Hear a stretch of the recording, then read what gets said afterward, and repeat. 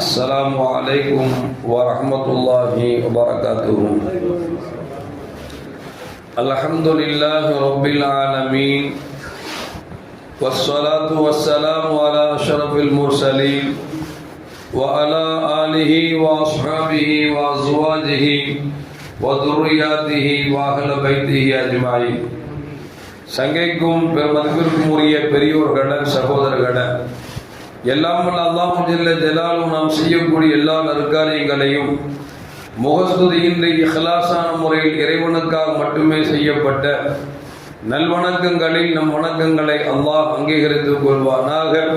நாம் செய்யக்கூடிய வியாபாரங்களிலும் தொழில்துறைகளிலும் நஷ்டமில்லாத ஹலாலான முறையில் நிரம்ப லாபத்தை பெற்று அந்த லாபகரமான வாழ்க்கை கொண்டு தம் தேவைகளையும் தேவை உடையவர்களின் தேவைகளையும் நிறைவேற்றக்கூடிய நல்ல பொருளாதாரத்தையும் உள்ள விசாலத்தையும் அல்லாஹ் நம் அனைவர்களுக்கும் வழங்கிடுவானாக.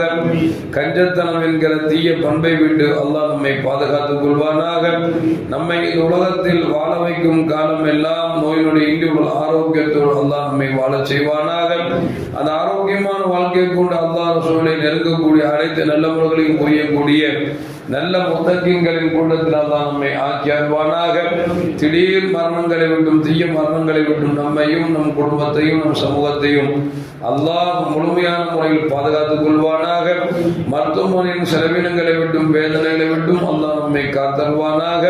நம்மில் யாரெல்லாம் நோயால் பாதிக்கப்பட்டு வீடே கதி என்றும் ஆஸ்பத்திரியை கதி என்றும் அல்லல் பட்டும் அவதியுற்றும் இருக்கிறார்களோ அத்தனை மக்களுக்கும் வெகு விரைவில் நோயை போக்கி உடல் ஆரோக்கியத்தை வழங்குவதோடு அவர்களை கொண்டு அவர் குடும்பத்திற்கும் சமூகத்திற்கும் நல்ல பலன் தரக்கூடிய மக்களாக ஆக்கி அருள்வானாக. நாம் உலகத்தில் வாழ்ந்து மறைகிற நேரத்தில் லா இலாஹ இல்லல்லாஹ் முஹம்மது ரசூலுல்லாஹ் என்ற கலிமாவை மொழிந்து ஜன்னத்துல் ஃபிர்தௌஸை கண்ணால் கண்டு அகமகிழ்ந்து சிரித்தவனமாக மரணிக்கக்கூடிய நல்பாக்கியம் பெற்ற மக்களில் அல்லாஹ் நம்மை ஆக்கி அருள்வானாக. மரணித்தும் மரணிக்காத இறைநேசரின் கூட்டத்தில் அல்லாஹ் நம்மை ஆக்கி அருள்வானாக. நாளை மறுமையிலே மாணவி முஹம்மது ரசூலுல்லாஹி ஸல்லல்லாஹு அலைஹி வஸல்லம் அவர்களின் திருக்கரங்களால் ஹவுதுல் கௌசர் என்கிற தடாகத்தில் நீர் பருகி அன்னாரின் ஷஃபாஅத்தை பெற்று அன்னாரின் கரம் எடுத்து ஜன்னத்துல் ஃபிர்தௌஸ் என்ற உயர்ந்த சொர்க்கத்தில் அவர்களோடு அல்லாஹ் நம்மை சங்கமிக்க செய்வானாக. எல்லா பற்றுக்கும் மேலாக இறை அன்பை பெற்று இறைவனை பார்த்து பரவசமடையக்கூடிய அவருடைய லிக்காவையும் ரிலாவையும் பெற்ற மக்களில் அல்லாஹ் நம்மை ஆக்கி அருள்வானாக. வருகிற 23ஆம் தேதி நடக்கக்கூடிய தேர்தலில் அல்லாஹ் ஜல்ல ஜலாலுஹு தமிழகத்தில் வாழக்கூடிய எல்லா மதத்தவர்களுக்கும் குறிப்பாக முஸ்லிம்களுக்கு சாதகமாக இருக்கக்கூடிய நல்ல ஆட்சியை வளர செய்வானாக. மனிதர்களை மனிதர்களாக மதிக்காமல் தன்னுடைய காசு பணமே குறிக்கோளாக நினைக்கக்கூடிய ஆட்சியாளரை விட்டு அல்லாஹ் நம்மை பாதுகாத்துக் கொள்வானாக. அருமையான மோமின்களை, கண்மணி முஹம்மது ரசூலுல்லாஹி ஸல்லல்லாஹு அலைஹி வஸல்லம் சொல்வார்கள், மது இருக்கிறதே அது உம்முல் ஹபாயிஸ் என்று சொல்வார்கள், பாவத்தின் தாய் என்று சொல்வார்கள். இன்றைக்கு உலகத்தில் என்னென்ன பாவங்கள் நடக்கிறதோ அனைத்தையும் எடுத்துக்கொண்டால் அந்த பாவத்தை செய்யக்கூடிய மனிதர்கள் மதுவை பயன்படுத்தாமல் யாரும் செய்வதில்லை என்பதை நம்மால் விளங்க முடியும். ஒரு மனிதனை வெட்டுகிறான் என்று சொன்னால் வெட்டக்கூடிய மனிதன் அவன் மனிதனாக இருந்தான் என்று சொன்னால் நிச்சயம் அவன் வெட்ட மாட்டான், அவன் உயிரை பறிக்க மாட்டான். வெட்டுகிற பொழுதும் வெட்டக்கூடியவன் மதுவை குடித்து விட்டுத்தான் வெட்டுகிறான். அதுபோன்று பெண்ணை கற்பழிக்கிறான் என்று சொன்னால் அவன் உண்மையில் மனிதனாக இருந்தால் அவன் கற்பழித்திருக்க மாட்டான். அவன் மதுவுக்கு அடிமையானவனாக இருந்தால் மட்டுமே தான் அவன் பிற பெண்களை அசிங்கப்படுத்துவான். திருடனை எடுத்துக் கொள்ளுங்கள், திருடன் உண்மையில் மனிதனாக இருந்தால் திருட மாட்டான். அவன் திருடுகிற நேரத்திலே மதுவை குடித்தால்தான் அவனுக்கு ஈவிரக்கம் இல்லாமல் திருடுவான். இப்படி எந்த காரியத்தை நீங்க பெரும்பாலும் எடுத்துக்கொண்டாலும் மதுதான் எல்லா பாவங்களுக்கும் தாயாக திகழ்கிறது என்பதை கண்மணி முஹம்மது ரசூலுல்லாஹி ஸல்லல்லாஹு அலைஹி சொன்னார்கள். அதனால்தான் பெருமானார் ஸல்லல்லாஹு சொல்லுவாங்க, மதுவை குடிப்பவன், மதுவை விற்பவன், மதுவை பிழியக்கூடியவன், மதுவிலே உட்கார்ந்து கணக்கெழுதக்கூடியவன், அது சம்பந்தப்பட்டு யாரெல்லாம் இருக்கிறார்களோ அவர்கள் மீது அல்லாஹ்வின் சாபத்திற்குரியவர்கள் என்பதை கண்மணி முஹம்மது ரசூலுல்லாஹி ஸல்லல்லாஹு அலைஹி வஸல்லம் சொல்வார்கள். அருமையான முஃமின்களே, அது மட்டுமல்ல, மேலும் பெருமானார் ஸல்லல்லாஹு சொல்வாங்க, மது என்றால் மது மட்டும் ஹராம் அல்ல, போதை தரக்கூடிய எந்த பொருட்களாக இருந்தாலும் அது ஹராம் என்று பெருமானார் ஸல்லல்லாஹு அலைஹி வஸல்லம் நமக்கு தடுத்திருக்கிறார்கள். காரணம் என்று சொன்னால், இந்த மதுவோ அல்லது போதை தரக்கூடிய எந்த பொருட்களோ நாம் உபயோகப்படுத்துகிற பொழுது நம்முடைய மதியை அது வழங்க செய்து மனிதனாக வாழாமல் மனிதன் மிருகமாக வாழக்கூடிய சூழலுக்கு தள்ளப்படுவதன் காரணமாகத்தான் அவன் அல்லாஹ்வின் சாபத்துக்குரியவன் என்று பெருமானார் ஸல்லல்லாஹு அலைஹி வஸல்லம் சொன்னார்கள். இது இஸ்லாமிய நாடாக இருந்தால் மதுவை குடிப்பவனுக்கு நாம் ஆரம்பத்தில் அவனுக்கு சொல்லி எச்சரிக்க வேண்டும். எச்சரித்தும் கேட்கவில்லை என்று சொன்னால் அவனுக்கு கசேடி கொடுக்க வேண்டும் என்று சொல்லி மார்க்கம் நமக்கு சொல்லி காட்டுகிறது. அருமையான முஃமின்களே, நேற்றைக்கு ஒரு செய்தி படித்தேன். இலங்கையில் 35 வயது ஒரு பெண்மணி கண்டிகை என்கிற ஒரு ஆற்றில் குதித்து மரணிப்பதற்கு முயற்சித்திருக்கிறார். அதை பார்த்தவர் அந்த பெண்ணை காப்பாற்றி விட்டார்கள். அந்த பெண்ணுக்கு 3 குழந்தைகள் இருக்கிறார்கள். அந்த பெண்ணை காப்பாற்றி ஏமா சாக போற அப்படின்னா அந்த பெண் சொல்லுகிறது, என்னை என் கணவர் மதுக்கு அடிமையாகி 5 வருடத்திற்கு முன்பாகவே என்னுடைய கிட்னியை ஒன்றை வித்து விட்டான். யாரு? வீட்டுக்காரன் கிட்னியை வித்துட்டான். சரி போனா போது அப்படின்னு சொல்லி கட்டிட்டமே அப்படின்னு சொல்லி அவன் கூட வாழ்ந்து கொண்டிருக்கிறேன். மதுவுக்கு எப்பொழுதெல்லாம் காசு இல்லையோ அப்பொழுதுதான் அக்கம் பக்கத்து வீட்டில் என்னை விற்று என்னை விபச்சாரத்தில் ஈடுபடுத்தி என்னிடத்தை அவன் காசை பெற்று மதுவை கொடுத்துக் கொண்டிருக்கிறான். எனவே இவனோடு வாழ முடியாது என்று முடிவெடுத்து நான் ஆற்றிலே குதித்து தன்னை மாய்த்துக் கொள்ள முயற்சித்தேன் என்று சொல்லி அந்த பெண் சொன்னால் என்கிற ஒரு செய்தியை படிக்க முடிந்தது. அருமையான மக்களே, இலங்கைக்கெல்லாம் போக வேண்டியதில்லை. நம்ம தமிழகத்தில் எத்தனை மது குடித்த பெரியோர்கள் தான் பெற்றெடுத்த பிள்ளையோடு விபச்சாரம் செய்திருக்கிறார்கள் என்பதை நாம் பத்திரிகை செய்திகளை பார்க்கிறோம். எத்தனையோ மது குடிகாரர்கள் தன் சகோதரோடு கொலை செய்திருக்கிறார்கள்.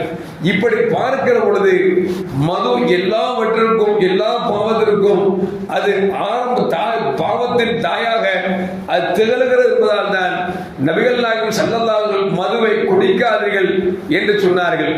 ஆனால் இன்றைக்கு நம்முடைய பிள்ளைகள், மூமினான பிள்ளைகள், முஸ்லிமான பிள்ளைகள் இன்றைக்கு மதுவுக்கு அதிகமாக அடிமையாகிக் கொண்டிருக்கிறார்கள். மதுவுக்கு அடிமையாக இருக்கிறார்கள் இல்லையோ, போதை ஊசிகளுக்கும் போதை மாத்திரைகளுக்கும் அடிமையாகிக் கொண்டிருக்கிறார்கள். ஏன் இன்னும் சொல்ல போனால், உழைப்பதற்கு வழியே தெரியாமல் கஷ்டப்படாமல் உழைக்க வேண்டும் என்று சொல்லி மாத்திரை விற்கக்கூடிய முஸ்லிம்கள் இன்றைக்கு இருக்கிறார்கள் என்று சொன்னால் அல்லாஹ் தான் காப்பாற்ற வேண்டும். எதற்கு சொல்லுவோம் என்று சொன்னால், மதுவும் போதை தரக்கூடிய எந்த பொருட்களாக இருந்தாலும் பெருமானார் ஸல்லல்லாஹு அலைஹி வஸல்லம் குடிப்பவர்கள் மட்டுமல்ல, போதை பொருள் பயன்படுத்துவர்கள் மட்டுமல்ல, அதை விற்பவன் அதற்கு உறுதுணையாக யாரெல்லாம் இருக்கிறார்களோ அத்தனை பேரும் அல்லாஹ்வின் சாபத்திற்குரியவர்கள் என்று கண்மணி முஹம்மது ரசூலுல்லாஹி ஸல்லல்லாஹு அலைஹி வஸல்லம் இருக்கிறார்கள்.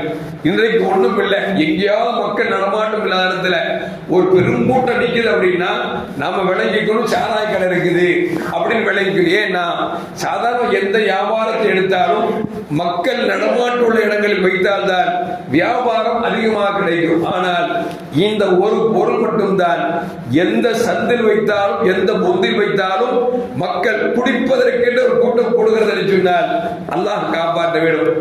அதிலும் குறிப்பாக எலெக்ஷனோட நேரம் வந்துருச்சு. ஒரு கட்டிங்கும் ஒரு சாப்பாடு கிடைச்சிருச்சு அப்படின்னா கொடியை பிடித்துக் கொண்டு செல்லக்கூடியவர்கள் அதிகமா இருக்கிறார்.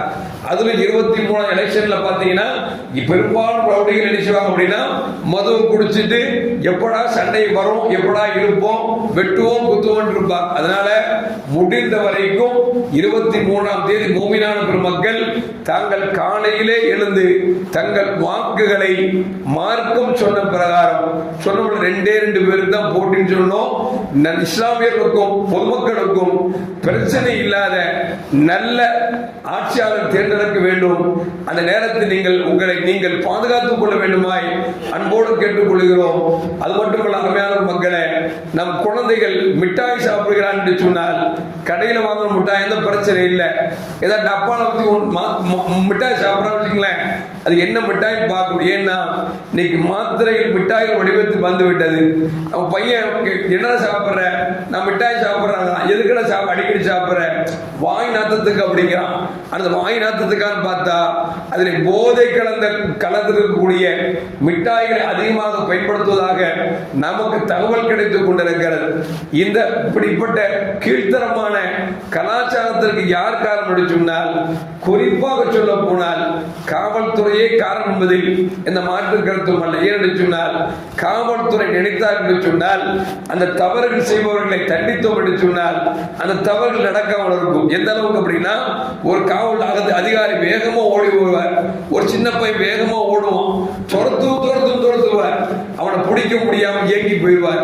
ஒருவேளை பிடிச்சிட்டான்னு வச்சுங்களேன், நின்ற உடனே டவுசருக்குள்ள கைவிட்டு ஒரு கட்டிங் காசு கொடுத்தான்னு வச்சுங்களேன், வாங்கி போட்டு சரிப்பா போப்பா நம்ம பார்த்துக்கோ அப்படின்னு சொல்லிட்டு போகக்கூடிய காவல்துறை இருக்கு வரைக்கும் நாட்டில் திரும்ப கஷ்டம். அதனால நம்ம நாடு நன்றாக இருக்கும் என்று சொன்னால், நாம் பெற்றெடுத்த பிள்ளைகள் நன்றாக இருக்கும் என்று சொன்னால் காவல்துறையும் சரியாக இருக்க வேண்டும், அதுபோல் அதிகாரங்கள் இருக்கக்கூடிய சரியாக இருக்க வேண்டும்.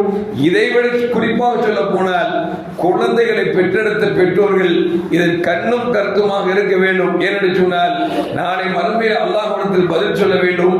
எல்லாம் வல்ல அல்லாஹ் நம் குழந்தைகளை ஹராமான எல்லா காரியங்களை விட்டும் அல்லாஹ் பாதுகாத்து நாளை மறுமையில் சொர்க்கம் செல்லக்கூடிய நல்ல பிள்ளைகளாக நல்ல மக்களாக அல்லாஹ் நம் அனைவரும் ஆக்கி அருள்வானாக.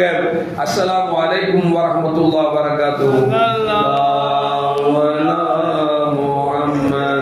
ஸல்லல்லாஹு அலைஹி வஸல்லம் ஸல்லல்லாஹு அலா முஹம்மத் ஸல்லல்லாஹு அலைஹி வஸல்லம் ஸல்லல்லாஹு அலா முஹம்மத் யா ரப்பி ஸல்லி அலைஹி வஸல்லிம்.